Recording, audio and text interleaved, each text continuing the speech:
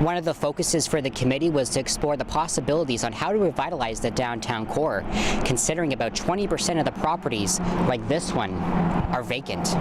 With the last bit of makeup, hairspray, and good luck kisses given, 15 men took on different identities for Ms. Judge 2017. Officials say they're urging everyone to report as many sightings as they can, and with the help of these binoculars, as they say that will help them better understand how marine life interacts with the harbor.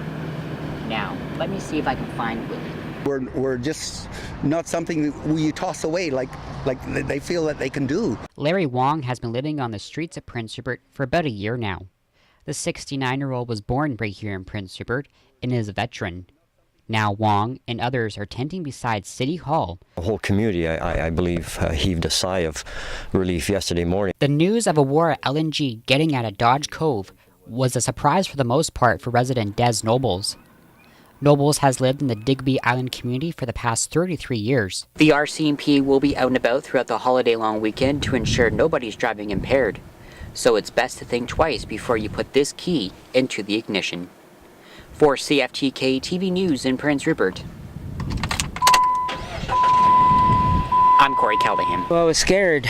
I was terrified. Daphne Hill and her cousin were getting ready to relax on Tuesday evening when they received unexpected calls and texts saying the home that they were in was on fire.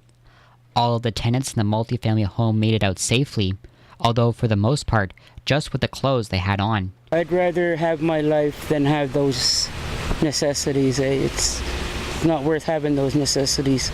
It was then after the fire was put out that Daphne found out that a Facebook Live video shot by Jacqueline Joseph sparked the calls and texts to tell him to get out. And I'd really like to thank Jackie Joseph and just, you know, I'm the soft-hearted type of person. Hey, and I just can't thank her enough for what she did.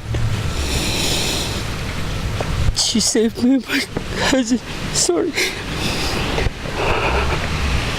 Jacqueline couldn't believe that her video did that and felt guilty about shooting the footage after she was criticized online for doing so. Sent me messages saying, shame on you, you should be ashamed of yourself for posting that video of somebody else's tragedy. I'm like, I'm sorry, and I felt really guilty, so I took it all off. But then in the end, then I found out from Daphne when I talked to her and her mom, and they were crying, said that my video saved their lives. And I was just like, wow, I went into a full state of shock. The RCMP are now treating this fire as suspicious and are hoping to talk to anyone who may have information. They're also hoping to talk to 2 unknown individuals who were leaving the area at the time. Mounties say it's believed that they were in a small dark color SUV. As they gathered right next to City Hall, they felt grateful for the fact that they were all there talking to each other today. Makes me feel really good that there's a lot of people out there willing to help us. For CFTK TV News in Prince Rupert, I'm Corey Callaghan.